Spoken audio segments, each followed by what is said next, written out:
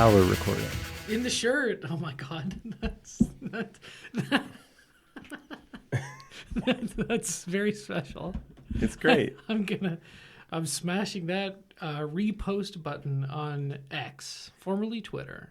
Actually, is a kind of a good photo, isn't it? Yeah. If it weren't like, flashery, right? I could maybe use that on Hinge. Yeah, you should use that on Hinge. That's right. When the film comes out, everyone's gonna want to fuck the leader actor. Yeah. I think this particular film, everybody says about every movie, like, oh, you're the lead in the movie, like everyone's gonna want to sleep with you, right? Yeah. This movie in particular, where I'm very vulnerable and physically on display, in all sorts of different ways, poses and outfits and levels of undress. And, I'm expecting a lot of tail. If I don't get laid, I'm suing Devin. Yeah, I'll be really upset. Yeah.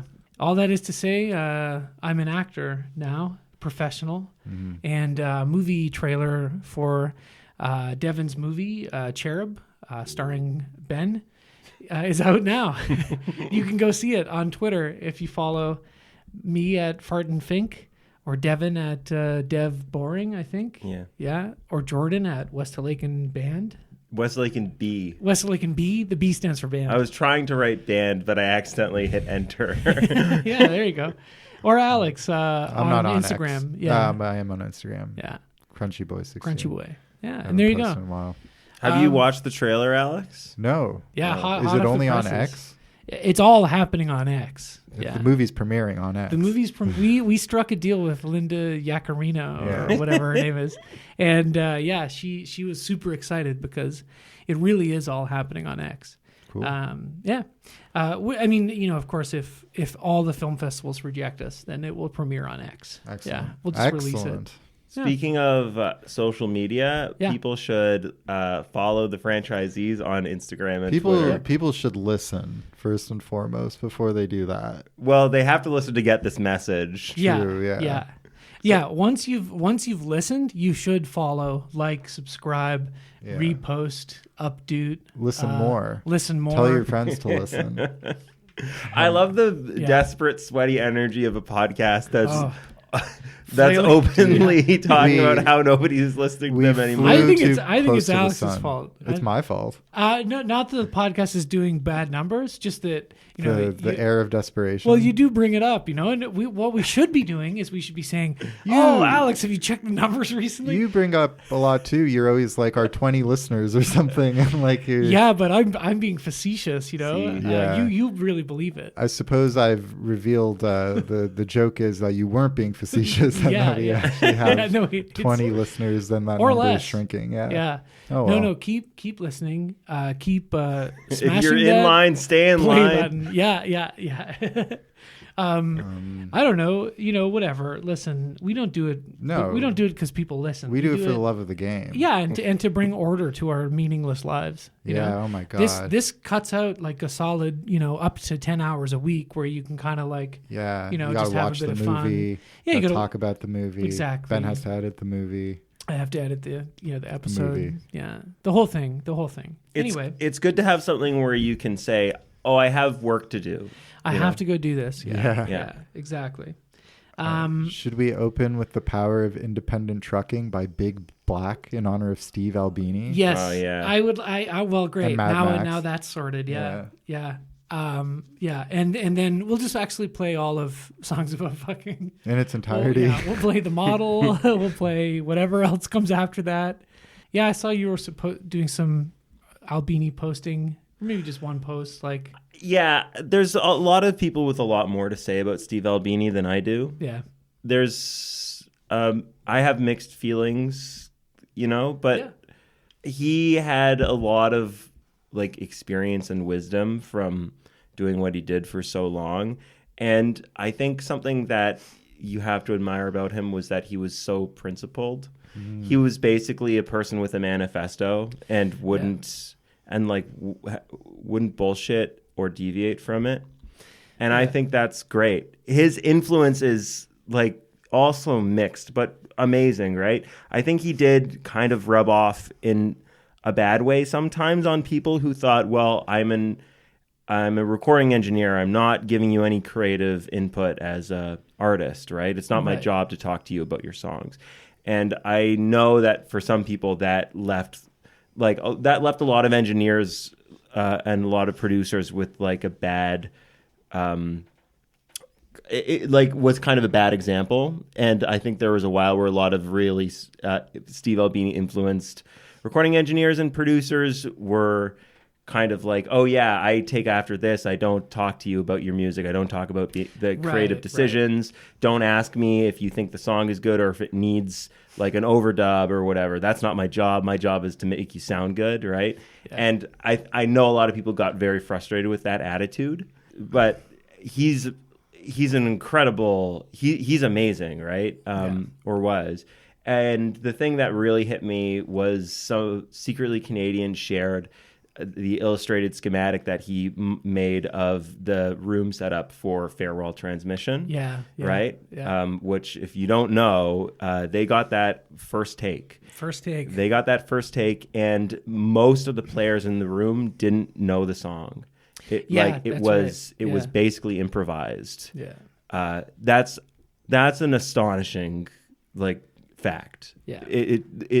It shouldn't go over anyone's head just how hard that is to do. If you've ever recorded anything, made a film, recorded music, a podcast, doing something that good in the first time, and also if you know how many different players there are on that song, it's a huge recording, right? And there's all these great. He had like a really micro detailed obsession with sound, right? So he was doing things like measuring the distance from the mic to the bass cab because he wanted to record the sound wave at the peak of the wave, right? And he was like, well, because the sound wave moves up and down like this, right? Like a squiggly line. Yeah. And so he was like, well, you got to put the mic where the line is at the top. Right. Yeah. It's kind of nuts, right? Of course, we employ a lot of his kind of teachings in this podcast to record this. Yeah. Yeah. And Jordan, of course, worked with him on the recording of I'm Steaming Mushrooms. Paul is just as good as Steve Albini, I'll say. There you go. And Paul's also a creative collaborator in a way that Steve wasn't. No, who could say Steve Albini is amazing. I can't believe I even talked a little bit of shit at all. Like, he was an edgelord, which he was an edgelord, a repentant edgelord, a repentant edgelord, and a beloved hater. A really good hater too. Yeah. That great article from the early '90s of how the music industry works is worth reading for anybody who hasn't. Look it up. I don't know. It's sad. Yeah, he was pretty young and still operating under the same values that he had as like a DIY musician, right? Like his studio was affordable to anybody. And Shellac are just about to come out with a new album too. Yeah, they were going to go on tour, right? I think. Anyway, rest in peace. Ease and Magnolia Electric Company are my two big ones from him. That's what I saw. Yeah. And then, of course, Rex Murphy died. The equally great, the kind of this sort of Steve Albini of the Canadian political commentators. It's nice when someone dies with their insides looking precisely like their outsides, you know? You get one look at Rex Murphy and you think, oh, I know what that man's thoughts are. I know where his heart lies. He was 300 years old. Yeah. Rex Murphy is the kind of guy who, like, he'd come up on TV or something, and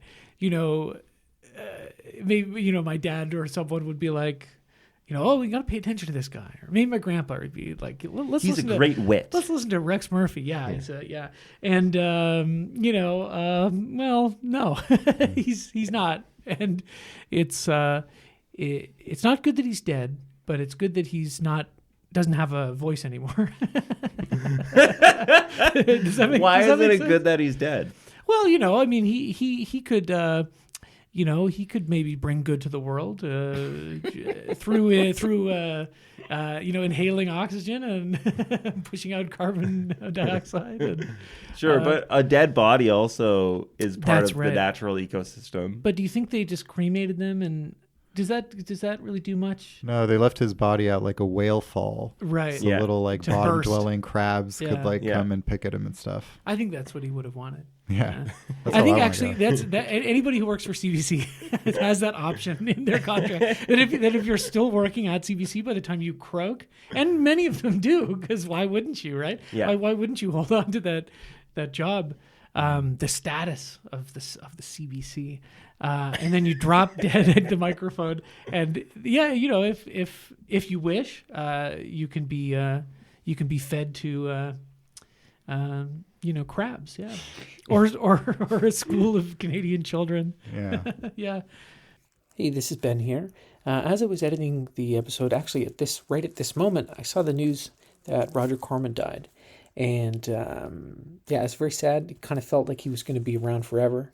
He produced many, countless films, and directed a whole lot as well.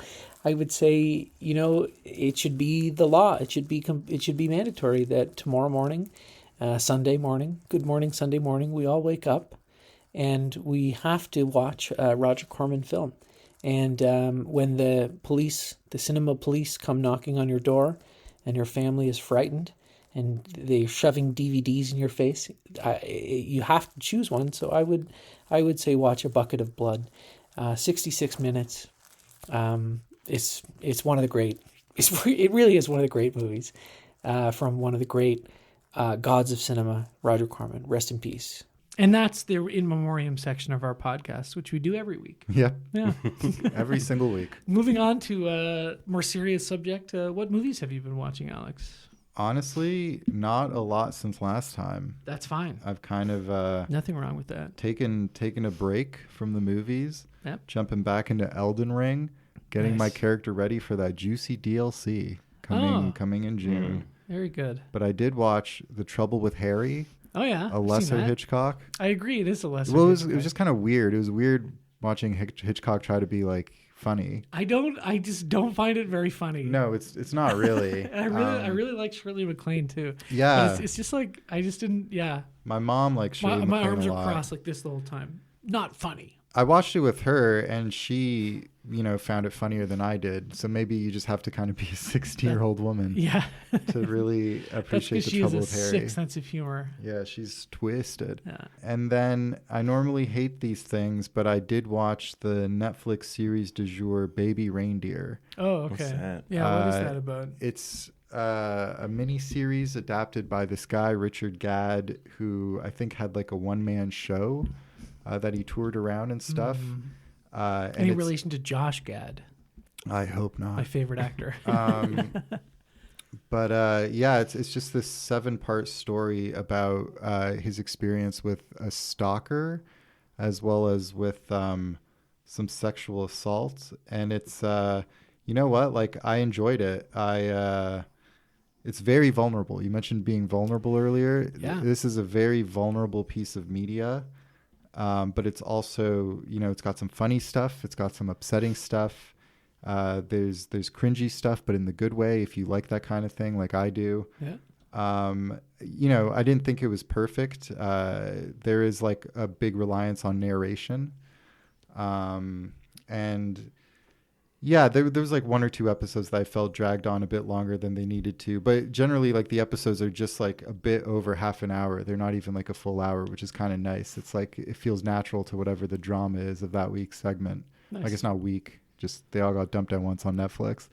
But you know what? As far as like Netflix, these trendy shows go, it's not bad at all. All right, I'll tell you what. I'm not gonna watch it. That's fine. I do. Yeah, like Maxim was saying in the last episode, it takes a lot to get me to watch TV. Although I did finish the first season of the X-Files. I'm behind. I got to catch up. I'm currently catching up on 1993 TV, and I'll get to 2024 eventually. Yeah. So. 90s sci-fi TV is like, you have a lot of good stuff. There's Babylon 5. The first 2 Star Trek shows of the 90s are really good. Yeah. Yeah. X-Files. X-Files is good. It's really fun. The truth is out there, and they established that very quickly. That there's very little doubt that aliens are real, like pretty much in the pilot, But they really hammer it home in the season 1 finale. Spoilers for the Erlenmeyer Flask, the season 1 finale of the X-Files from 1993. Yep. Or 4. Yeah. We have the finger on the pulse. Yeah. Spoilers for the X-Files. There's aliens in it. There's aliens. The aliens are real. Like, despite what the other agents in the Bureau would have you think, Mulder is right. And Scully is right, too, though a little skeptical. That's part of their dynamic. Mm-hmm. I can't log the trailer for Cherub, the movie that Devin directed that I'm in, because there is not a letterbox for trailers. But let me tell you, you really should go watch it. He was asking me how to do the trailer, right? And I was suggesting it be like the Holy Mountain trailer, the one where it's like this is an entirely new paradigm for film. Yeah. Like there is film before and after the Holy Mountain. Nothing in your education or experience can have prepared you for this film. Alejandro Jodorowsky's The Holy Mountain. But he thought maybe a more subtle approach would be better. So, and I think he was right.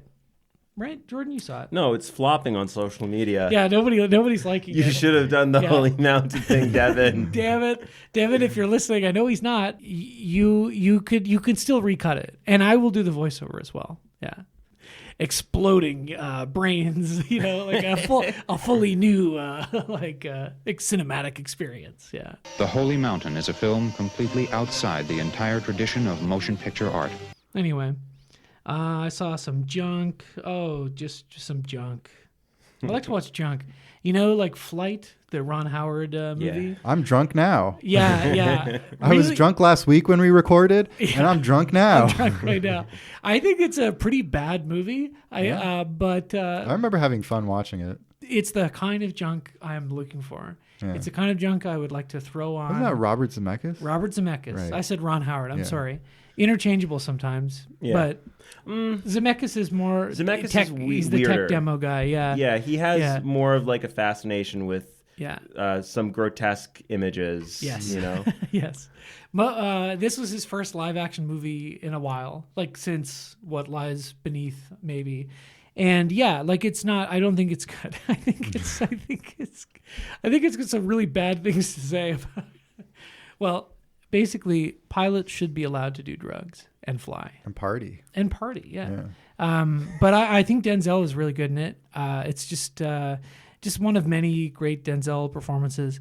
The thing that line that I keep repeating in my head is during the plane crash sequence, which is really genuinely quite distressing and intense, right? When he makes the decision to invert the plane so that they can glide longer, I guess. The flight attendant or his cockpit guy, co-pilot, that's the word. His co-pilot's freaking cockpit guy. His co-pilot's freaking out, and he's like, "What are we gonna do?" And Denzel very calmly says, "We're gonna roll it." And I keep thinking, anytime I'm walking down the street and I do have to move out of the way of somebody, we're gonna roll it. Let me roll it. Yeah, exactly. Yeah. Also about drugs. Let me see here. Oh, yeah, Challengers. We've all seen Challengers now, right? We've all seen Challengers. Pretty fun. Yeah. Fun movie. I liked it a lot. Yeah. Lots of fun. I was saying there's a couple of times where it comes really close to being like, sex and tennis, not too different. Yeah. If you ever really think about it, it's a fine line between sex and tennis. And relationships. And, it's kind of when they call it, what they call it when the two players are evenly matched. I do. Love. Yeah, that's right. Yeah. And I don't know. Just if you're an aspiring screenwriter out there, just know that with the right access and surely some degree of privilege and so on and so forth, but you can write a script called Sexual Tennis and somebody who's a good director might turn it into a good movie instead of a very bad movie, which I think it is possible. Somebody else adapted it. I think it could be really, really bad. I think a huge part of what makes it work is the three leads are amazing. Yeah. And incredible. I just would Josh O'Connor's Yeah. Like He's got it. something's really clicked with him. Yeah. He has one more movie coming out this year, I think. Yeah. Um, do you know that thing? It's with Tom Hardy. Is that the bike rider movie? Is he in that too? No. I don't remember. Mike Feist is in the Mike Feist, yeah. Yeah, Feist. He's in the bike rider movie, right? But With Austin Butler. Yeah. yeah, Nice. which All the boys in one movie. I'm excited to see that too. Yeah, me too. But it just kind of feels like he's having a big moment right Yeah. now, and Yeah. it makes me think of like when actors whiff that kind of thing. Yeah, right. I for some reason I came out remembering Taylor Kitsch. Yeah. When he had like John Carter Yep. and Battleship and one other movie that were all just Yeah. like one after the other. It was like, here's your new star, and they all flopped, and then he like was gulagged Yeah, immediately. he's gone. No Same one's with ever our old seen him. friend the Dud from Magic Mike. He was meant to have like a big, beautiful career. Yes, and he just Alex kinda- Pettifer or whatever. Yeah, I Am Legend or no, I Am Number 4. Not I Am Legend. You But know. I think Anna, our friend from Schmaltz, Yeah. in her letterbox review mentioned like Barbara Broccoli better have his name on a post-it note. Well, that'd be great. Yeah. Yeah. That would be. They would super be good. stupid not to be throwing themselves at him That would be so cool for the next Bond. Yeah, he really is like special, and like a lot of performances you're talking about where you see a couple of big movies with the same guy within the same year or whatever, even a couple of years, and the performances are all like radically different. Yeah. And Yeah. good in like different ways. Yeah. Like He's Like, really good. Yeah, He's got it. he's got it. He's having what will be called a Turnbull moment coming up when Cherub wins the Canadian Screen Award for best movie that costs not very much money. I saw Boat People, which I thought was really good. I saw some more junk.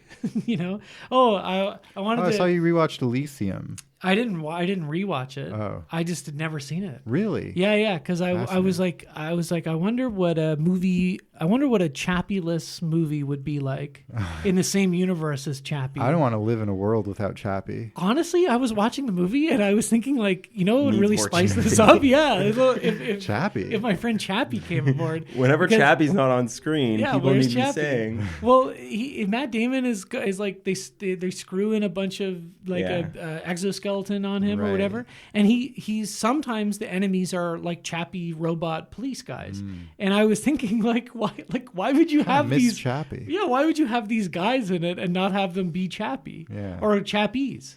Yeah. Well, it came before Chappie. Yeah. Oh well, It came before Chappie. that's the mistake right there. Elysium walked so Chappie could run. That's a huge error. I think they should have come out at the same time and been the same Sister movie. film, yeah. They could have just been one long movie. That would have been better. Elysium is pretty bad.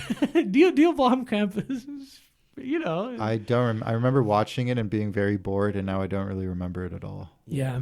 I saw it in theaters. I was very nice. excited by District 9 and thought Yeah. I should see this because this is the next movie from that guy. Yeah. And I just remember that deflating feeling of like, oh, this guy's not going to have it. No, You know? no. But I mean, Gran Turismo apparently really good.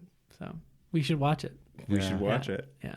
And then, some other stuff. I'm not gonna talk about everything. That's a mistake. But new release, The Beast, Yeah. Mr. Beast. Yeah, really interesting movie. I don't think I liked it, but I'm very compelled by it and want to see it again. Yeah, let me It's like know. one of I those- want to see it. Yeah, and actually the thought of sitting down and watching it again is kind of like, why would I do that to myself? Because there were so many stretches of the movie where I was like, I am not liking this. I want to go home, but it's such an interesting movie. Yeah, I don't know. I think it's just so funny that it's only at the Carlton. Like it's the kind of thing you should see at the Lightbox or something. But it's like I decided to see it in this rinky-dink theater. Did it smell like pee? It did smell like pee. Yeah, I love the Carlton. I do too. I hadn't been there in a while, and I'll let you know because Sure. I'm really curious. I just kind of need to talk about it with somebody. Yeah, like just kind of bewildering movie. I think a lot of times when you're watching something and you're not liking it, but you're like, what am I missing here? Like, there's got to be something that I'm missing that I'm not bringing to the movie because like you read so much effusive praise about it, and from the other people who like the things you like, and all. There's a lot of very like clear influences in The Beast. In particular, like Twin Peaks: The Return, which is like my favorite thing ever. Oh, interesting. And it feels like very like post The Return, very like directly influenced by that. Big stretches of it in particular, but including the ending, and I'm just kind of like, why didn't I like it? You know, so I kind of might have to go take another peek. You know, which I am dreading because it's 2.5 hours of fucking. But also, Léa Seydoux is so beautiful. You know, she's so beautiful. She's so beautiful.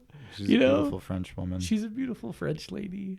Yeah. Doesn't she hang out with Dasha? Yep. There's a very short scene with that. Okay. Right, because it's kind of like. There's the two leads, and then there's Dasha. And then you're like, come on, there's no way Dasha's going to be like in this movie. And she's in not. the next Celine Song movie. I know. Yeah, wow, flop. Huge flop incoming. I mean, I don't know. I thought past lives, anything you could say good about it, you could say good about it. Yeah. I don't think it was well directed. No, I don't think so either. I think that's one I liked more after I saw it, but I think I was also kind of convincing myself to like it. You know what I mean? Being like, yeah, that was good, instead of being like, why didn't that work for me? You know? Yeah, I don't know. I found that movie to be really hard to like buy into. You know, It's just like. I don't know. And then I was someone I was talking to, or maybe I was reading their review or something. They were like, I want to see a version of this movie, but where the like hunky Korean guy from her past is like kind of ugly. see how she feels. Like, you know, he shows up and he's an adult now and he's like hideous. You know? Yeah. What do you see, Jordan? Oh, by the way, Jordan Seccareccia is on the show again. Oh, hi. To talk about Mad Max. Imminently. Yeah. 2. The Road Warrior. I did watch The Road Warrior just before coming here, basically. Me too. There's a couple movies I've watched, but I'll only just mention a couple briefly. Yeah. I watched this movie Scoop on. It's a Prime original. Not the Woody Allen movie. No, not Scoop, the Woody Allen movie, which stars Hugh Jackman, who is Australian, which is the country where Mad Max was filmed. Gasoline. No, and I used to like Scoop, but I was really Woody Allen pilled at one point in my life and just liked all of them. Same. Yeah. Something that happens to young men. No, this movie is probably worse than Woody Allen's Scoop. It's a Prime original, and I was at my parents' house by myself and just wanted trash.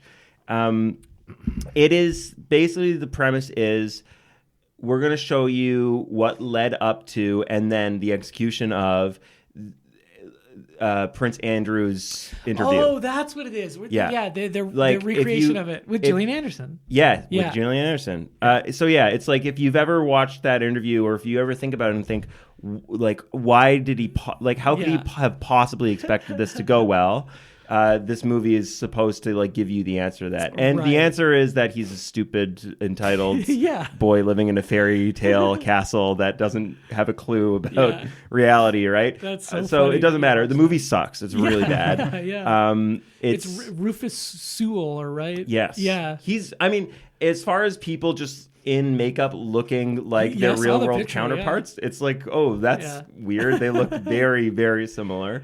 And what can you say? That interview is a tour de force of comic absurdity. Yeah. And so for the part of the film where they're just recreating the interview, I was hooting and hollering because it's very, very weird and funny. But you could just watch the interview. Yeah, and which I did right after watching the movie and had a much better time. Yeah. There's like lots of movies like that where you're like, you could just watch the real thing. The Disaster Artist. Well, yeah, exactly. Yeah. And like Bohemian Rhapsody, that when they're like, look at how lavishly we've created this like Live Aid, concert. Oh yeah, you could just It's watch like, the Live yeah, Aid you footage. should They really actually- watch it. Yeah, They actually released the Live Aid concert as a short film, their recreation of it, Yeah, which is so cool. strange. super cool, man. But yeah, Scoop, it's like one of those streaming service originals, the kind of movie that's turning your parents' brains into oatmeal, just like Yeah. visually absolutely disgusting, right? Like so evenly exposed and washed out. The color grading, Yeah. everything looks like Gray. milk and blue and gray. Right. Yeah, it's just awful. Well, actually, I can't sweat due to a Amazing. shrapnel injury in the Falklands War. You should. That's true, Could you? He can't sweat. You can see him sweat in the interview, but that's actually condensation. The condition reversed itself in time. Yeah, he can. It's There was only a period of time where he couldn't sweat there was a because there was a surge of adrenaline in his body. The or period of something. time where he couldn't sweat was when he was doing the sex crimes. Yeah. The best part of that interview is when she asks him, "Do you regret being friends with Jeffrey Epstein?" And he goes, "Well, I don't regret the people I met through him." I also watched. I watched The First Omen, which has some real failings that just stick out because so much of it is actually quite good. Yeah. As far as digital cinematography goes, it's like actually quite.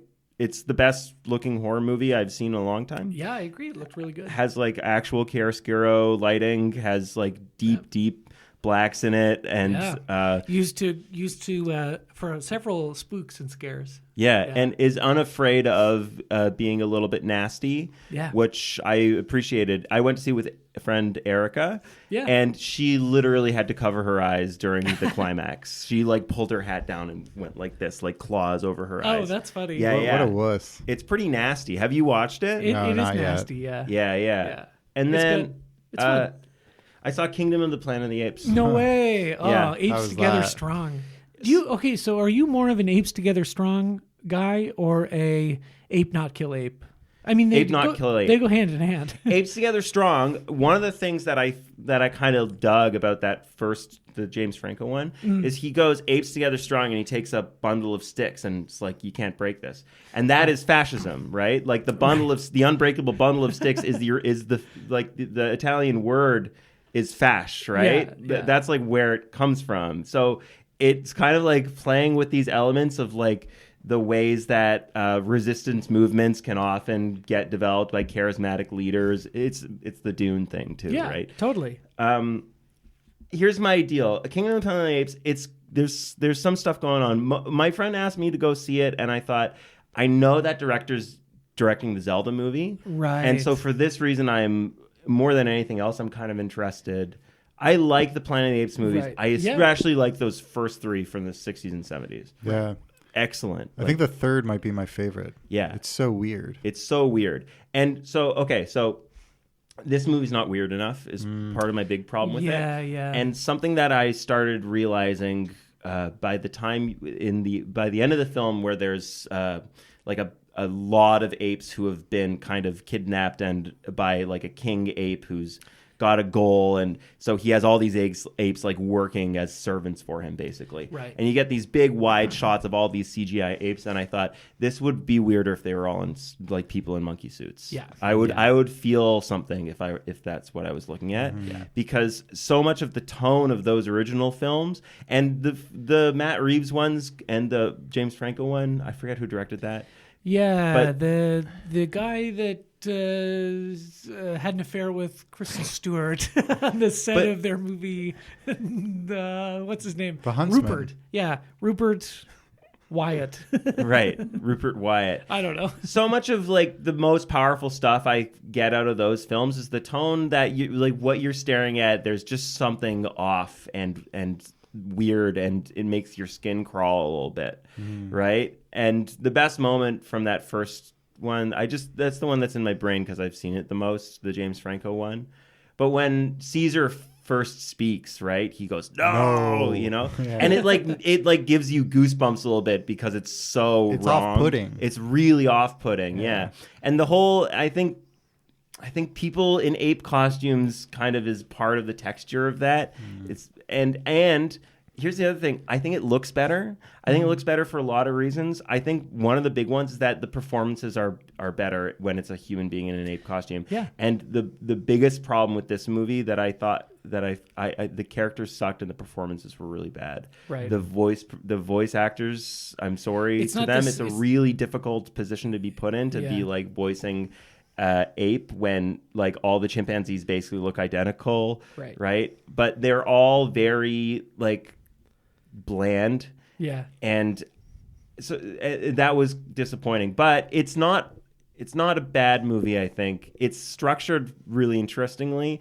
I didn't expect this going in, but it's an Odyssey movie, right? Oh, okay. Yeah. And it does have still some weird elements. If you've seen the poster, you'll know that like there's a falcon right on the poster. It's like an ape with a falcon on his arm. And so it kind of does the Star Wars thing. It made me think of Star Wars in this way where like if you think about the audience seeing Star Wars for the first time and just not knowing what the universe setup was, and you're just confronted with 20 minutes of robots wandering around in the desert, right? You'd kind of be like confused like and disoriented what's going on here. Yeah. And this movie has the same thing. It doesn't do any exposition for a long time.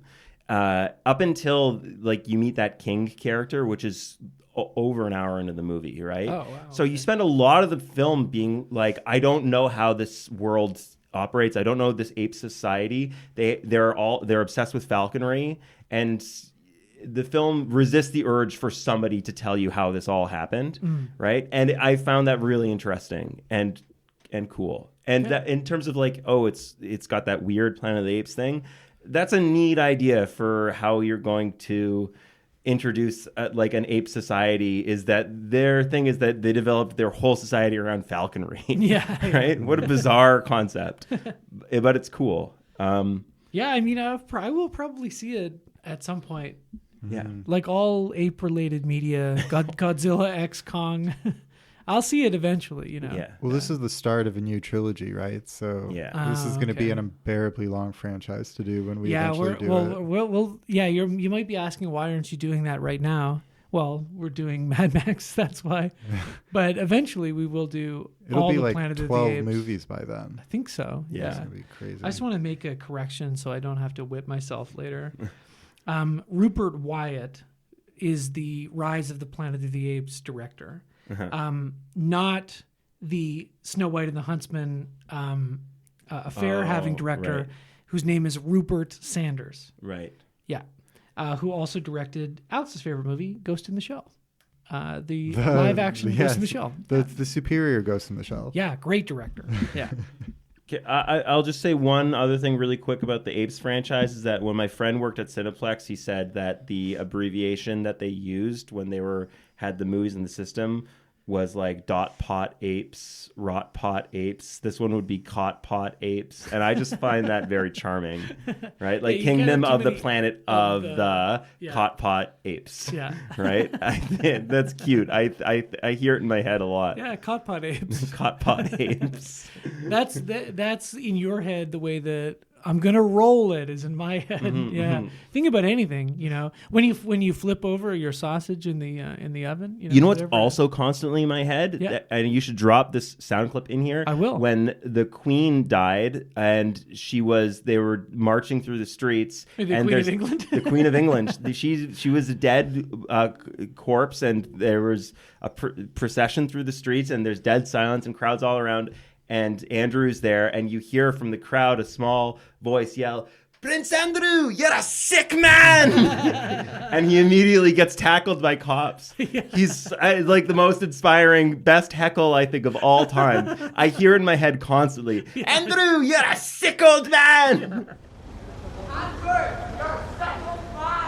I've heard you say that before. Yeah. And then as he's getting arrested, somebody, like the news puts a camera in his face and he's like on his belly and the cops are handcuffing him and he stares and they're like, "Why did you do that?" And he's staring in the camera and he says, "Just because you're rich doesn't mean you should be able to get away with sexual crimes." Yeah. Beautiful. I hope he's thriving. I love that guy. I'm sure he's doing okay. I mean, I hope. I don't know. It's hard to tell. Yeah. He's dead. He'd probably, yeah. Shit. He might have Executed been, by the state. Hung, drawn, a and succulent quartered. Chinese meal? It's the same guy. I remember that It's guy. the same guy, yeah. Let's talk about a different British adjacent country, Australia. Yeah. And their king, Mel Gibson. Mad Max And George Miller. and Papagallo. Yep. And the gyro great captain. humongous, the gyro captain, Bruce Spence, yeah. And The Mouth of Sauron himself. yeah, Bruce the Mouth of Spence. Sauron. Yeah, that's right. Yeah. Uh, He's in a couple other. Oh, he's in a Star Wars as well. he's one of Yeah, the he's one of Namibians, or no, He's not even- the he's- clone He's people. one of No, the. He's got a he- weird mouth again. Yeah, Yeah. he's the people on the planet that General Grievous is hiding in, and he's Yeah. talking to Obi-Wan Right. Kenobi, and he's like, he's upstairs. Yeah, they always give him a weird mouth because he's got a big mouth. Yeah. Yeah. Yeah. You can fit a lot of He's- gasoline in that mouth. He is the first person to say guzzling. Yeah. He's so good, I mean, I think everyone's really good on the Road Warrior. Yeah. So Yeah. yeah, Mad Max 2, aka the Road Warrior, aka Mad Max 2: the Road Warrior, depending on which version you watch. I'll get it out of the way. I love this movie. Yeah. I Perfect really yes. Yeah. I think for what it sets out to do and what it is, I think it's perfect. Yeah. Yeah, I agree. No hot takes here, really. it's really, really good. Watching it this time, I was kind of busy. I was trying to do other things, doing laundry and other things. And I kept like having to put everything down, Yeah. you know? I was like, because I figured, I've seen this so many times, like I don't really have to watch it It's again. right? captivating. It really sucks you in. Yeah. It also is just so perfect. I mean, I this is just the word I keep on coming back to, but Yeah. every image, every sound, every expression on every actor's face, every choice on costume and set design. And I think a lot of that might just be the way that society has metastasized around this vision, you know, Right. how influential this film is. And you go back and watch it and you just see it's like so iconic, right? But gosh, I mean, what a home run. Yeah. I watched it with director's commentary. Oh, that's nice. And it was George Miller and the DP, and they talked about how they filmed it almost entirely with like instinct, right? That they didn't go in with a lot of preparation like or a shot storyboards list, and they also shot it chronologically with the screenplay, right? Okay, nice. So they shot, Yeah. which is really interesting. It is unusual, right? Well, especially for a film, like an action film with so many set pieces like this that are so complicated. Like, But I think Yeah. it benefits from most of the action takes place in a barren wasteland, so it's Yeah. not like they had to rush around to different sets. You yeah, know? locations. It could have right? all been the same strip of like Outback Highway. And I'm the sure last it action was. scene is for Yeah. sure. Yeah. Yeah. And one of the things that they talk about on that commentary is something that Joe Dante said to them, that you can tell it's a DIY movie by the fact that they shoot it in all sorts of light and don't care about continuity. So in that last scene where you can tell they're just kind of like doing their take on that one stretch of highway, resetting, doing another shot on that same stretch of highway, it'll be like sunshine, clouds, night, day. It like goes all over the place, right? But it moves quickly enough that you don't notice, and it's so exciting that you don't care. Yeah. I think one thing that I think about when I watched it today, and just as my relationship with this film has evolved, when I was young, I watched it and it was all about waiting for that ending. Yeah. Right? It was all about like the build up and then the explosion of that chase at the end. Yeah. And today, especially, I just watched it just like soaking in everything that comes before it and appreciating how perfectly put together it is. I love the first half of the movie. Yeah, it's amazing. Like I remember my first time watching it, I remember like starting watching it on like, cause it is just like a big action movie. It's well known and stuff. So I think they just had it on like on an afternoon on Fox, you know. I watched it and I was really young, and it gets to a certain point where like the roving marauders murder and rape someone, you know. And that was just like, and it's brutal. It like the way it's done, it like doesn't kind of shirk away from like the nastiness of it. And it scared the shit out of me. And I was like, Yeah. well, I'm not finishing this. This is way too intense. Like I thought this was going to be like a fun afternoon action film, but this is like, this is hard stuff. And then I remember watching it years later as part of TVO did Saturday Night at the Movies, and they had like a double feature of this and Dead Calm, another Australian film, and it was all about movies that are kind of light on dialogue. Mm-hmm. And I finally kind of tough through it and stuff, because it's like it's not like overly gratuitous in its brutality, but it is like a brutal movie, and it does like it makes you feel like, oh yeah, this post-apocalypse kind of setting would be miserable and terrible and kind of terrifying. Yeah. But it was totally like entrancing, and by then you're like, oh, this is where all these references in The Simpsons are from. This is where some references in like South Park are from and stuff. Like, I probably saw that South Park episode before I saw The Road Warrior. They reference it a lot on South Park. Yeah. Whichever one it is, where they have Butters in the mask, in the humongous mask. Just walk away. Telling him to walk away. My favorite humongous line is when he says, "What a puny plan." Yeah. Dude, I love the Lord Humongous. Like I wrote in my Letterboxd review, I've been having like a really shitty week, and this watching this movie, like a perfect action film, was very comforting. And I just want to be enveloped in Lord Humongous's giant fucking muscles. And like, I think that might be my favorite scene in the movie, when Humongous is like doing his press conference. Yeah. And he's like struggling to maintain order among his own band of marauders, right? They're all constantly like exploding into like rages. Especially that one guy, Wes. Yeah. Yes. Yeah. Oh God, what's that actor's name? Vernon Vernon Wells? Yeah, Vernon Wells. Yeah. He's incredible. Like, probably my favorite part of the movie is just Vernon Wells, like the Vernon Wells reaction shots in his little ass. Yeah, where his eyes are like really, really wide, and and he just screams. You know? He's the bad guy in Commando too, right? An incredible unhinged performance. Unhinged, evil. And talk gay about performance, unhinged. It's something you brought up in the first one. It's like everyone is losing their minds, and in this, it's a bit further on. We get like this little kind of preamble that I think is like really tastefully done with an amazing opening monologue and narration. Yeah. But then the people in this movie are so far gone, like so fucking out of their minds. Do you know that other guy who kind of runs with Lord Humongous, who's kind of dressed like in an old like colonial outfit or something? He's like kind of Humongous's herald, and he gets his fingers chopped off by with the sunglass thing. Like just insane characters, you know what I mean? Like they're all so batshit crazy in this movie. It's very fun. I think that's the aspect of it that most, because I don't think I saw it when I was really little, but I saw it when I was younger, and that's the thing that kind of got to me the most, or that maybe hooked me in, is like how crazy everybody is. And how like it's not just that like society is broken down, it's that like everyone's mind is like mush. They're mad. And they're all mad. And some are less so than others, and some are like more willing to be cooperative. Like the good guys in this movie are like trying to have some type of society. Humongous displays the capability to like reason and broker peace. To be honest, I think Mick Jagger is the secret villain of this movie. Like the Papagallo or whatever. Yeah. He does look like Mick Jagger. You're right. You're right.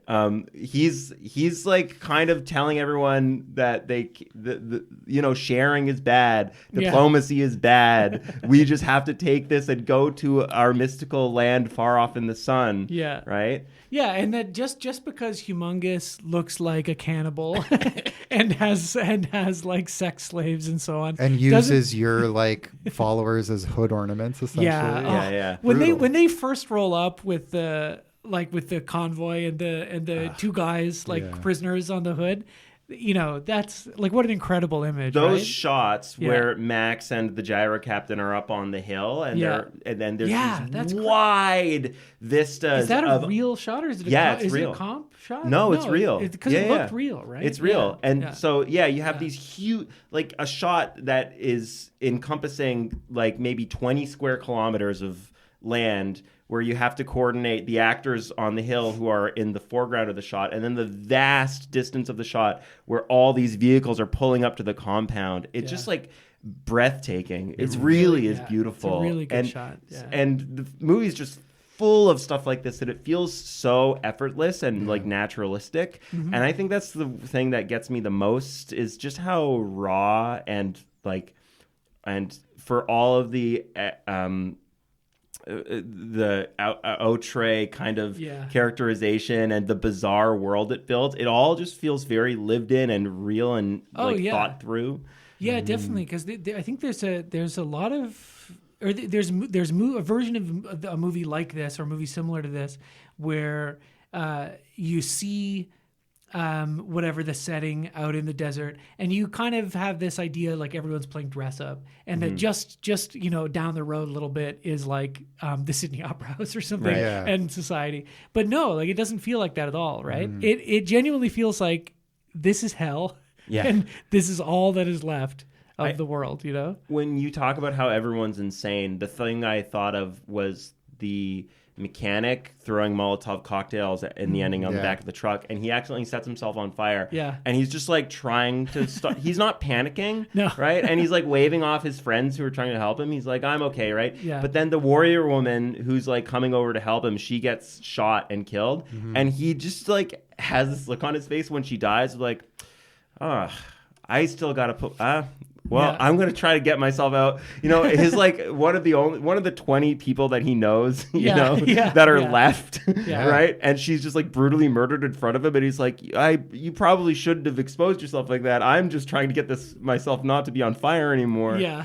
It's really, really striking. It's unceremonious. It's harsh. It's harsh out there in the Australian outback, let alone the wasteland. Mel Gibson is amazing in this movie. Yeah, you hate to say it. Yeah. You have to hand it to him, and one wishes not to, but it's inevitable. He only says like 50 words. He barely says anything. Yeah, it's all looks. He communicates so much. Yeah. with like the slightest look. I think the first scene, right, the action scene where he's being chased by bandits and he's running out of gas.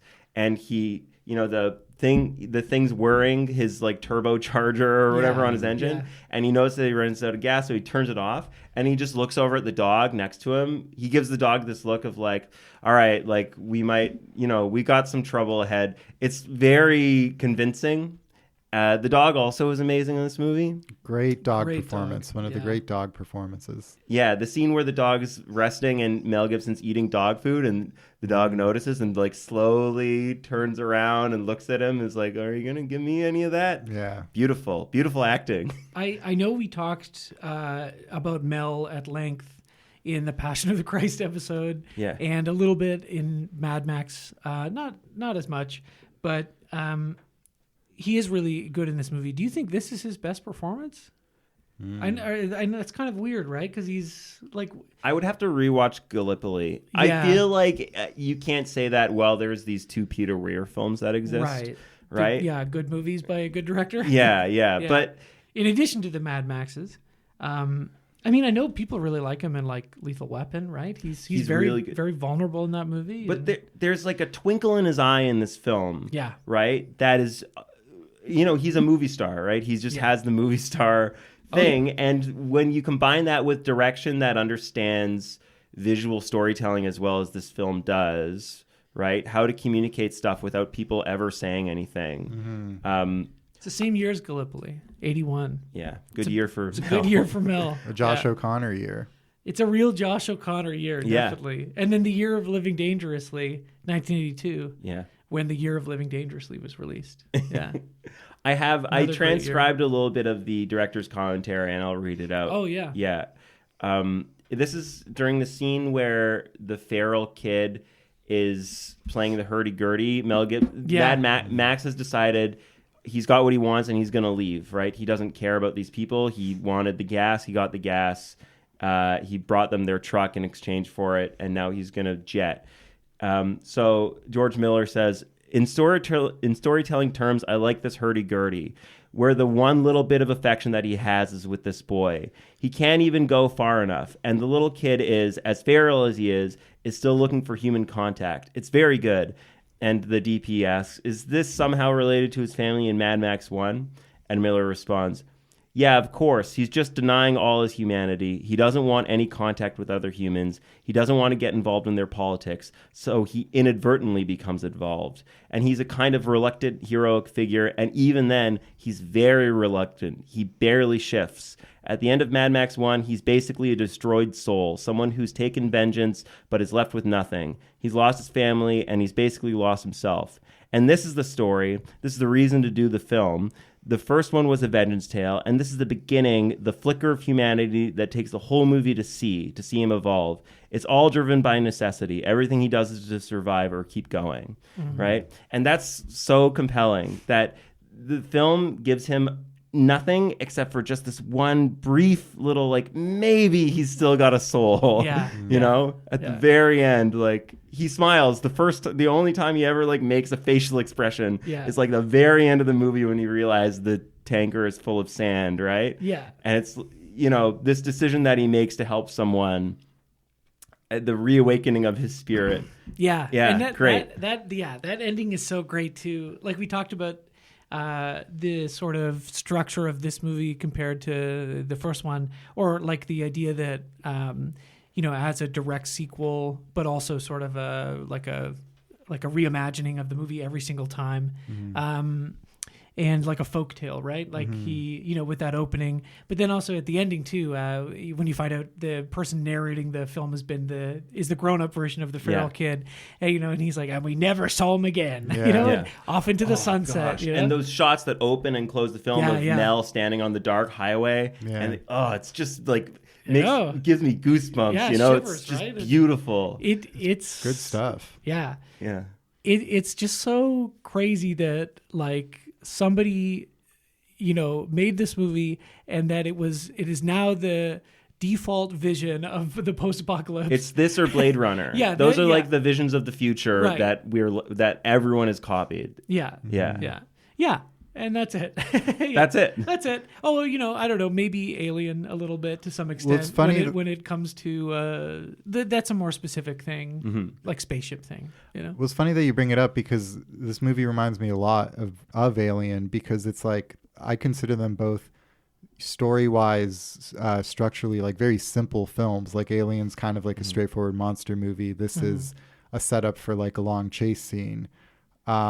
But it's like, it's in their production design where they shine, you know, like Alien with that amazing like H.R. Giger look, and this with, I don't know who the designer was for this, but they like did an amazing job. And just the realization of the world too, you know, like I love that the compound where Papagallo and his followers live in, they use like a bus as a gate, you know. It's just like details like that are like thought out, and like they make sense, and they're just like fun and engaging and make you care about the world, even though maybe there's not a lot of plot going on, but you're like, I like that detail. I like that the gyrocopter has like snakes in his copter that he can drop on people from above, you know. It's like, because you know, they're in the outback, like maybe he would have that. Like there's just a ton of stuff. The feral kid's boomerang, you know, is like such a perfect weapon for like a child, right? Yeah, totally. I like it when Humongous gets his gun out and there's a little picture in the box. There's like,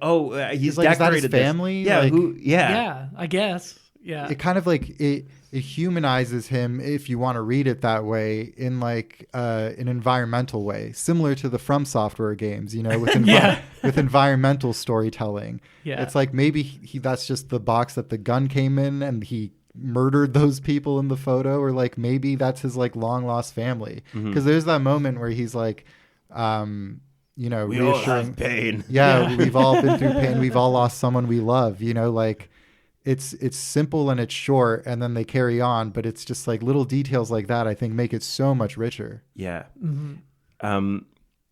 think just there's an aspect of the visual storytelling in this movie that I just find so satisfying to watch. The scene where Max is up on the hill and they're just camping and waiting for an opportunity to enter the compound, right? And the raiders come there's some scouts who leave the compound and get chased down and killed. And you see Max watching all of this, and you see him putting together his plan, like how he's going to get in, right? Like he switches his binoculars with the elaborate telescope. Yeah. And he's like, goes from the bus, he stares at that. He stares at the people being slaughtered, right? You just like see the gears turning. This is like partially the filmmaking, partially just Mel Gibson being able to communicate this without saying anything. It's just so satisfying to watch, and it's thrilling. It doesn't have to be a big stunt, although there's plenty of amazing stunts. It's just like watching this happen without being told what's happening. Yeah. Simple, straightforward storytelling, but effective. So good. That moment actually kind of reminded me of Sallow in terms of the like viewing like a horrible scene from like afar with like kind of diminished audio. I think there's like a bit of audio in Mad Max, but like not much. This is the like last kind of really brutal Mad Max film before they get into the kind of more PG-13 territory.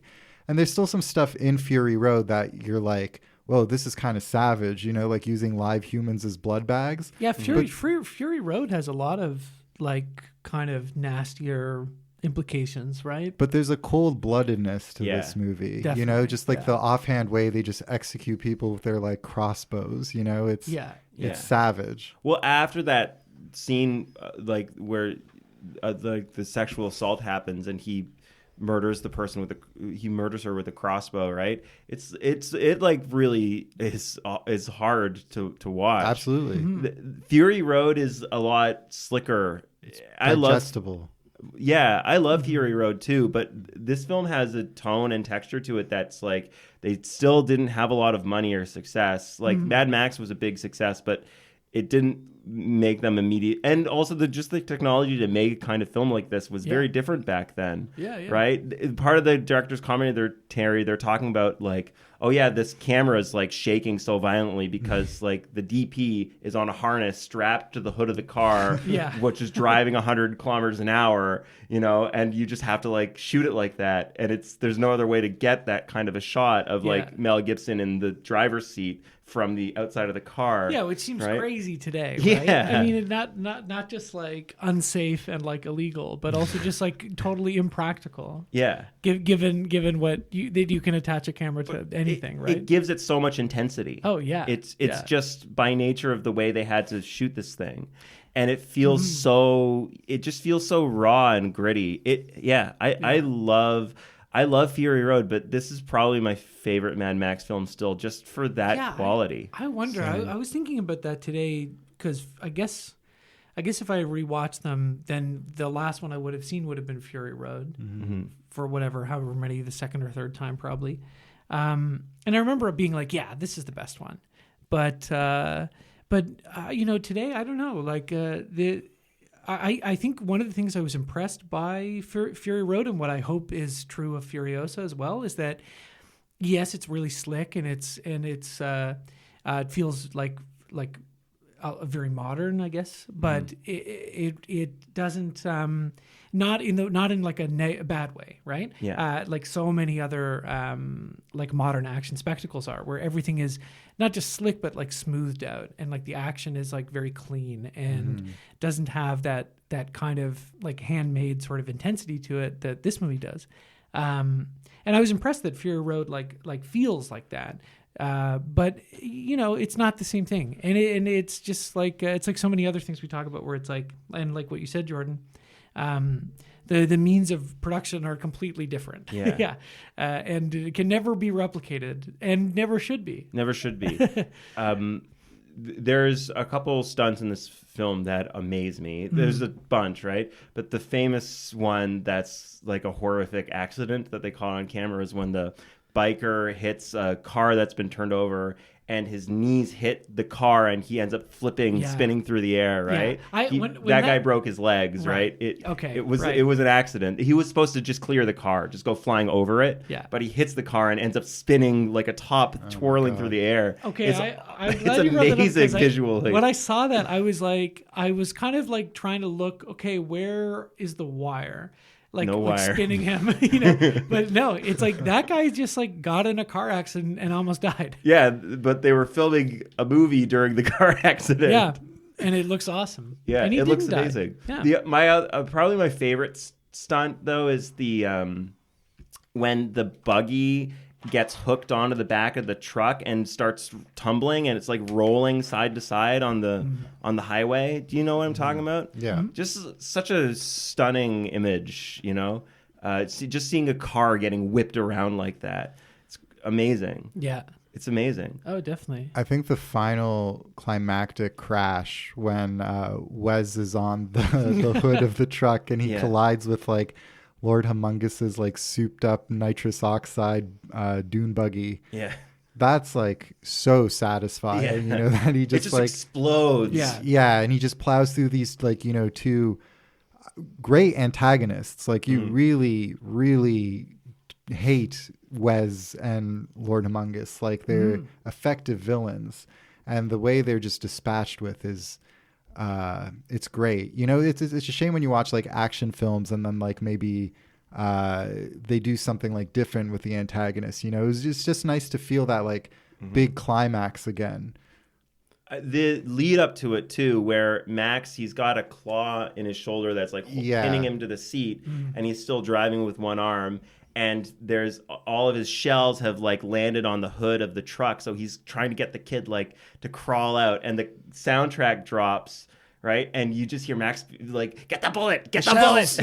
Yeah. And the kid's like crawling, like so scared and careful to try to like get these bullets, and then Wes jumps up. Right, it's just like so impactful. I guess if anything, this film, other than kind of like minting Mel Gibson as a real movie star, like the arrival of George Miller as like one of the great directors of his era, for sure. Right, I mean that just so much of this film's confidence and style for a second-time director. It's shocking, right? Yeah. Yeah, it's a huge jump between the two movies. Yeah. And like we were saying in the last episode, and I know you said you had rewatched the original Mad Max as well. Yeah. Like it's an incredible movie, and you know, it can kind of pale in comparison a little bit to this or to Fury Road or to whatever else.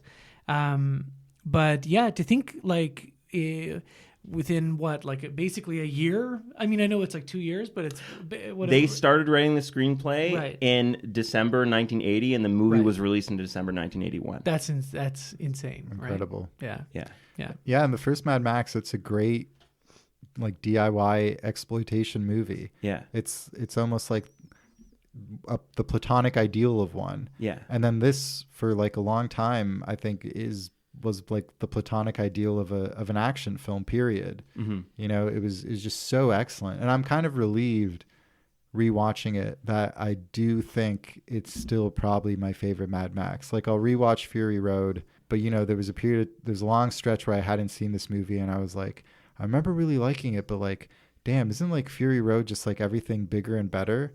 But yeah, there are aspects of this, like the brutality and the way it kind of looks, and like the specific characters too, that I think make it my Mad Max. Fury Road is the last 20 minutes bigger and better. Yes. Right? Yeah. Like and I love Fury Road for that. But everything leading up to that truck chase is a very different movie from Fury Road, and it's amazing. Yeah. The thing with the first Mad Max to the second one to Fury Road that I do think is also really special, it just kind of Fury Road is kind of a miracle that it's as good as it is, right? Definitely. Yeah. If you take into account how long they were trying to make that film, the fact that they are like ended up having to recast this iconic role, right?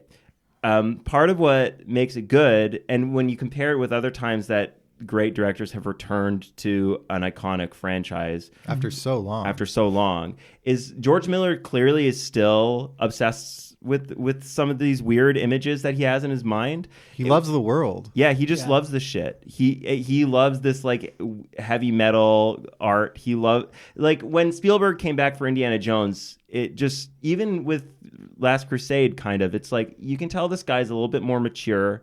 Yeah. You can tell he's like the kind of violence that he used to find pleasurable now makes him a little sick because he has kids, because he's he's a billionaire. Yeah. Like he doesn't feel the same urge to like put exploding heads on camera that he used to. And so he's just out of touch with the material. And the fact that George Miller came back and he is was the material. Yeah. It's only gone further. Yeah. He's only gone further and further and further into the world.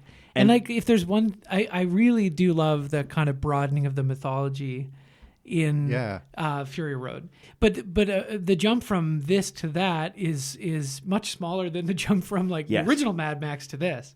Like, you know what I mean? And I guess one thing that I was thinking, because I watched the original and I watched this within the last like 24 hours.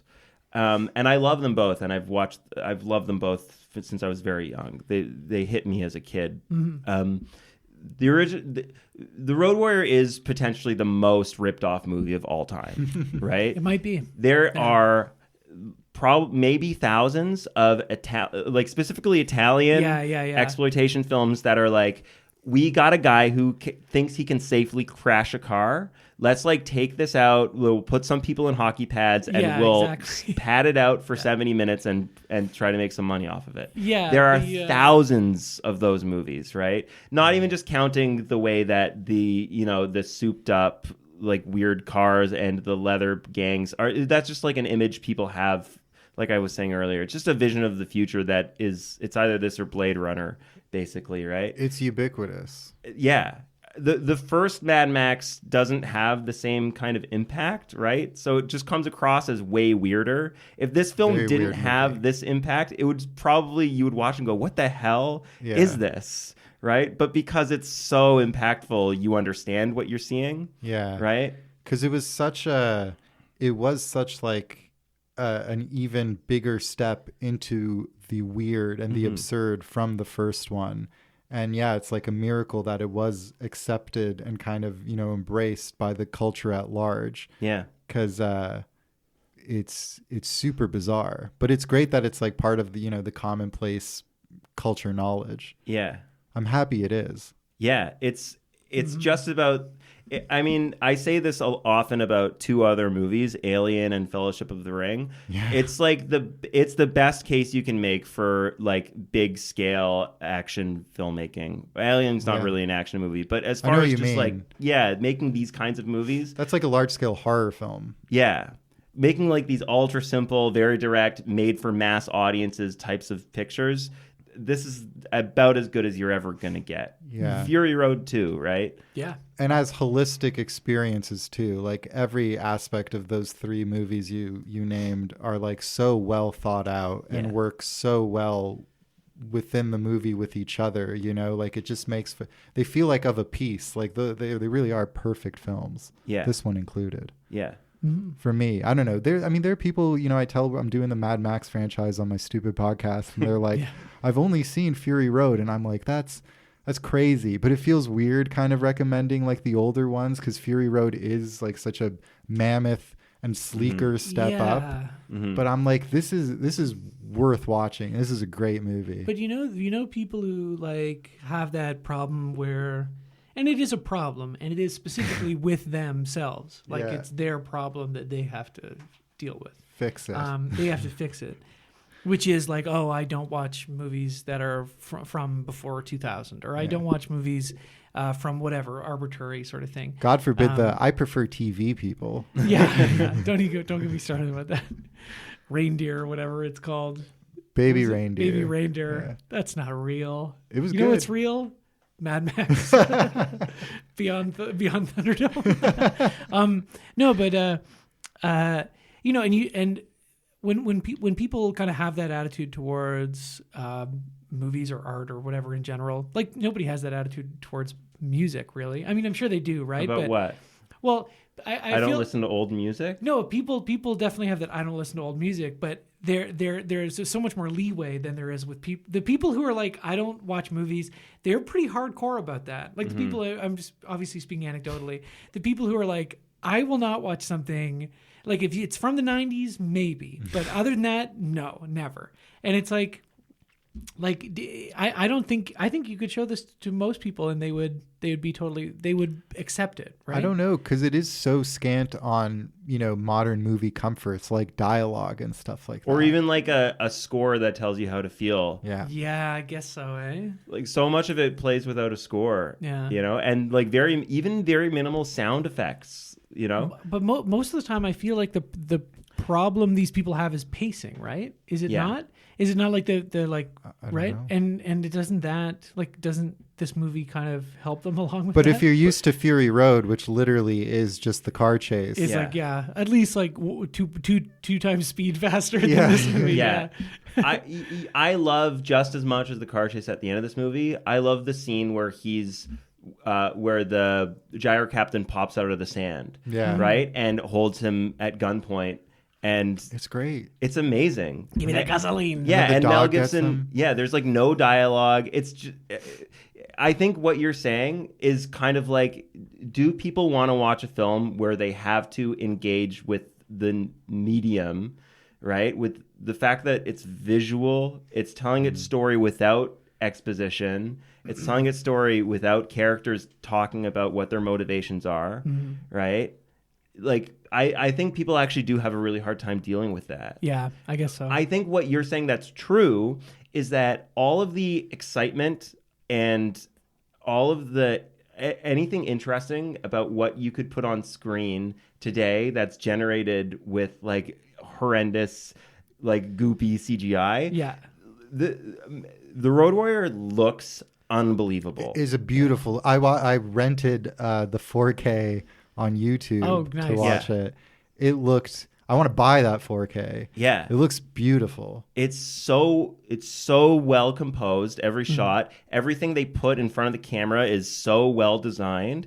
And there's just like there's shots that are stunning, of like the camera falling from behind the car and like the sun slips out from the side of the vehicle and just like blasts the lens, and or the shots where Max is leaving the camp in the golden hour, and the interceptor's just gold interior with light, it's an amazing looking movie, and I think watching a film where it's kind of like why people went crazy for Fury Road, right. Just in a landscape where what action filmmaking is, what is supposed to excite you on screen is so digitally manipulated and fake looking. Yeah. Watching a movie where you have things like a stuntman flying through the air and like breaking his legs on a car, is like... It's like, it's amazing, and it still communicates its own excitement. One of the things that they were talking about as an influence on this was Stagecoach. Yeah. Right? Which you can really see in that chase scene at the end of Stagecoach, right? Yeah. And I remember watching Stagecoach, which I watched for the first time last year. Oh, nice. I remember watching it and being like, holy shit, this is exciting. I was surprised to be watching a movie from the 30s and being like, wow, look at what they're doing. Yeah, it's a crazy movie. Yeah. And that, I mean, that, like so much from Stagecoach has been imitated or copied or whatever, or referenced. But that the introduction of John Wayne, like that shot, I feel that like shot is the Road Warrior. That's the Road Warrior, yeah. And for Alex, you haven't seen Stagecoach, right? I unfortunately have not. The when they introduce the John Wayne character who's gonna like save the day and like get the Stagecoach like home safe and all that. I think he's got a shotgun, and first it's a gunshot, and then it cuts to a kind of a medium shot of John Wayne. He rotates the shotgun, you spin it, he spins it, and the camera pushes right in to his face, and to like while he's spinning.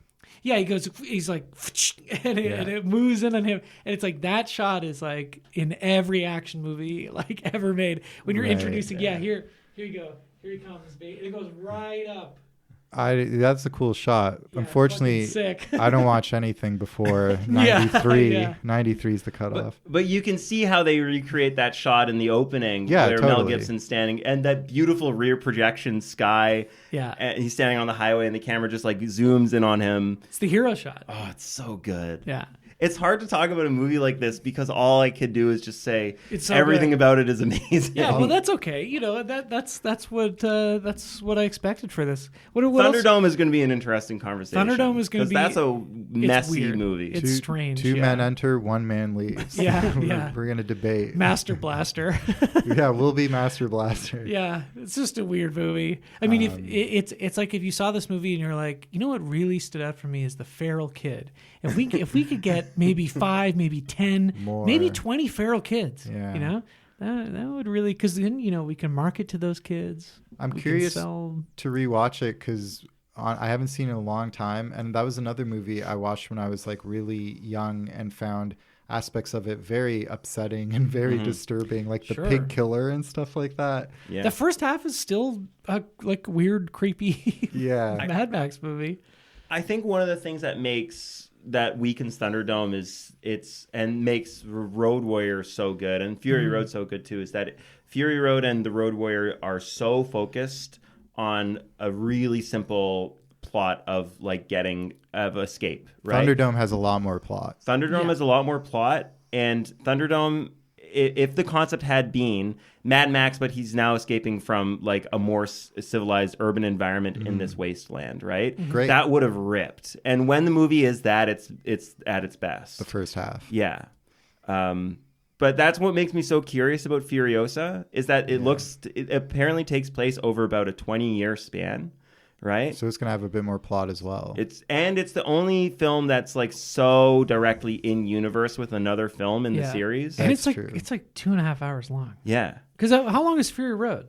Is Fury Road like 2 hours and maybe some That's change. another thing about the first two that I like better. like 90 minutes? 90 minutes, Yeah. baby. They go down smooth. So easy to watch. Well, just looking ahead to Furiosa coming out, we just quick.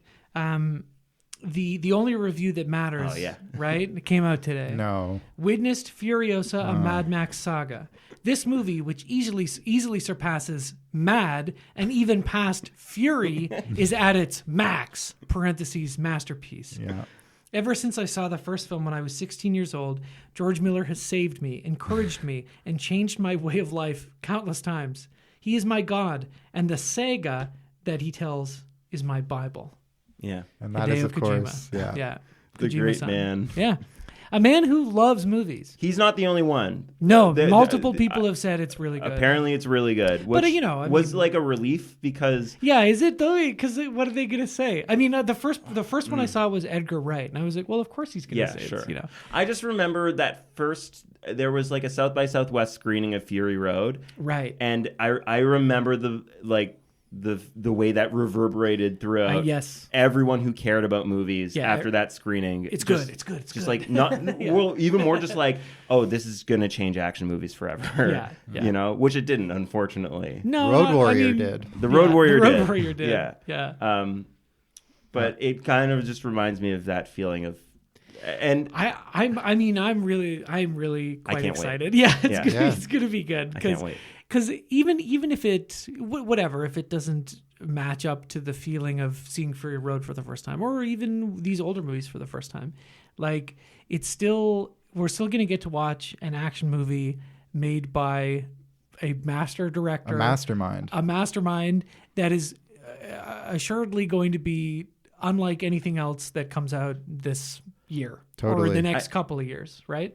when Fury Road came out and was a miracle, one of the things it was kind of like when Wolf of Wall Street came out, and you just had people saying, "I can't believe an old man."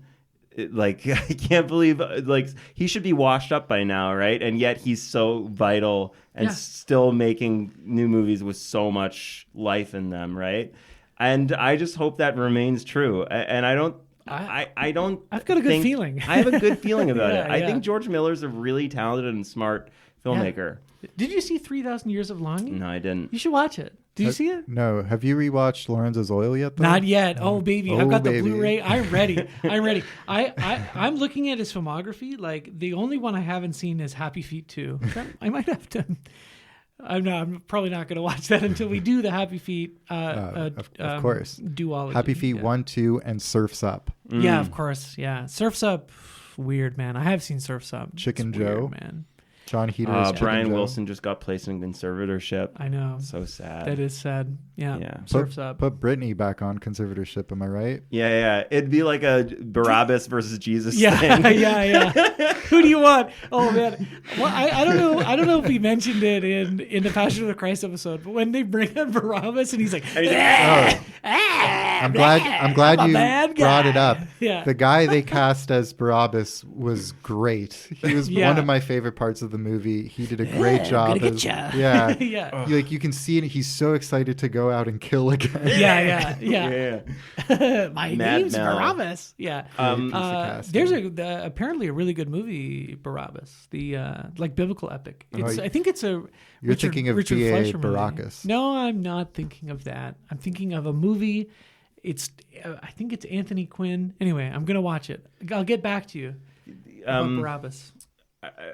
We should probably wrap up, maybe. Yeah, we're But wrapping it up. The last thing I'll say, just because you remind me of it, the scene where the gyro captain gets shot down in the final chase sequence, and you get a couple shots of the actor going, "Ah!" Yeah. Very funny. And even that shot where he kind of falls out of the sky, I think that's one of the more. Everything in this movie, the practical effects look great. I think that's one of the hokier looking shots. Yeah, but there's a little still bit. like charm and fun to it. I had fun watching the gyro captain get shot out of the sky. You know, like when he rescues Max, and you Yeah, get that this- shot of Max's that's a head great gliding shot. over the landscape. Yeah. Just It's like amazing. watching Phoenix and the Master like, Yeah. over the ship. yeah. Amazing. Yeah, same movie. I tweeted this about "I'm on Fire" today, the Bruce Springsteen song. Like, imagine just like how could you not sing that song every night and just think to yourself, "I can't believe I did that." You know, like I can't believe I wrote this song. It's like God made this song, and I feel that way about the Road Warrior. Like every single shot is like, how did people like how were they so in the zone for long enough? You know, sometimes some people are in the zone for long enough to get a good scene. You know, Yeah. the fact that movies are good at all is a miracle. The fact that a movie is this good, it's crazy. Yeah. They were in a flow state. They Yeah. were all in a collective Australian flow state. Honestly, you know, and I know I don't have a lot of experience, but it reminds me of Cherub. Like, you know, we were the amount of cars we were crashing, you know, and like, oh God, so many times I could have just been killed just like that, you know, but like we held it together. So if 24 hours ago I saw a tanker that could carry 10,000 gallons of gasoline, Okay. how much could you fill up that tanker? I'm gonna say the cup runneth over. Yeah, you know, yeah. all the way full and overflowing for sure. 10,000 gallons out of 10,000 gallons? Yeah, I'm gonna give it straight up 10,000 gallons of gasoline. Yeah, I have to agree. Yeah, I mean, what are Yeah. what are you gonna say? I'm Mad Max desperately sponging gasoline off of the cement. Yeah. You know, Oh, the poor guy. I'm lapping it up like a dog. Yeah. Like as much of this as you can give me. Yeah, I no. like when they call it the fluid or some other, the other The juice. The The juice. juice. Yeah. All the juice that I can carry. Yeah. Gasoline. Yeah, no, clearly I'm also I think this is a perfect film camp. Mm. You know, I'm really curious to revisit Thunderdome. I still have a really soft spot in my heart for it, and I think it itself is very iconic in its own ways. Oh yeah, for sure. Yeah, don't want to get ahead of myself, but I really love this franchise. I think this is one of my favorite franchises we've done so far. Definitely. I think, personally. Yeah, I And mean, if you haven't seen Road Warrior, give it a shot, please. Yeah. Watch Road Warrior. Like, especially if you're even considering going to the theater in a few weeks to see Furiosa, and you haven't for one reason, watch it. If there's any of them that you haven't seen, like, do a little marathon. Like, have your friends over. These are great movies to watch with people. Absolutely. Like, yeah. We all We've watch all them been alone. watching. but you know, like you know, if you have time. If you have the family. Yeah, I would like, you know, I think one day I'll marry an Australian. I'll have a daughter, and we'll name her Gasoline. I'm gonna marry an Australian and have his son and name him Sprague Yeah. or the Lord Humongous. Jordan, are you going to procreate with an Australian? Yeah, I would like to be the new Tim Hutton. Was that his name? Mel's dad. Oh. I kind of want to follow in his footsteps. I want to have 11 kids. Yeah. I want to write a deranged pamphlet on rejecting the Pope and going back to real Catholicism. Yeah. Yeah. There's other stuff that I won't say I want to do because it's weird and evil and gross. Yeah. You'll take all the good aspects Hutton of Gibson. That's his Hutton name. Gibson. Yeah. Not Timothy Hutton, the actor. His name would be Gibson. Yeah. Likely name for him to have. Well, Right. Next week we're going to be back with Beyond Thunderdome. Two men enter, one man leaves. Ape not kill ape. Apes together strong. Yeah. We're all heading out on the highway in separate directions now, never to be seen again. Yep. Going off into the sunset. You know, taking the TTC is a lot like the wasteland. You know, I'm fighting off all sorts of freaks and weirdos. You know, everyone's always after my precious fluids. Gasoline. Yeah, my water bottle or my whatever. That's all I have. Yeah, but we'll see you next week in Bartertown. Yeah, fuck, I forgot about that. I've only seen that one once. Yeah. And not that long ago, so I'm excited to see it again. It's funny that you've only seen it once because I think even more so than The Road, where people's memories of Thunderdome are like that it was playing on TV all the time. Yeah, I just missed That's it. where I saw it. I just missed it. On Space, the Imagination Station. Nice. Oh, there you go. Yeah. He drives a zebra. He drives or cow spots. He has a car. He's driving a really goofy car in the climax, right? Oh, man. Good. Yeah. Well, yeah. R.I.P. Tina the Turner. Interceptor. Yeah. It's coming back. You'll see it again. It always comes back, just like Max. And just like a boomerang. Yeah. Yeah. Just like a boomerang. What do they say in The Simpsons? That like throwing stick is doing a boomerang on us. Yeah, that throwing stick stunt of yours really boomeranged on us. Yeah. Anyway, go watch The Simpsons Australian episode because they do Mad Max references in that, right? There is, yeah. Oh, and then also watch that episode of The Simpsons with Mel Gibson in it, where they also do Mad Max references. Mm-hmm. That's a really strange. That's that episode where it's like this is right before it all came down for him, you know? Oh yeah, it's like 2003. Mr. Like Gibson goes to Washington or something. Yeah, like I think the episode is called Beyond Blunderdome. There you go. Is it? Yeah. Amazing. Yeah. Super funny reference to The Simpsons. So listen to us, watch The Simpsons, and watch the Mad Max movies. Oh, and Jordan, do you have a tour to plug? You might as well. I mean, maybe someone in the United States is listening. Yeah, we're going on tour. Come. Yeah, to the USA. Yeah. Yeah, Westlaken USA tour. Yeah. I saw your show 2 nights ago. No, last night. No, two nights ago. Oh, man, the mornings, are so bad for my brain. I'm so fucked. Did Jordan bring down the house? Yeah, it was great. It was really good. Oh, yeah. Thank you. Yeah, I got a nice long video of you bringing down the house. Yeah. Steve Martin and Queen Latifah style. Yeah. So sick. Anyway, next week we'll see you. Bye-bye. Bye. There has been too much violence, too much pain.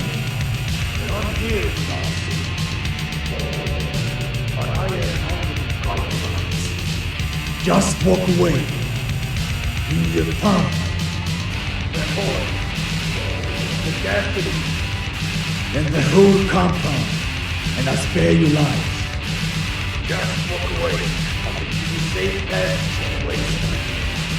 Just walk away, and there will be an end to the horror.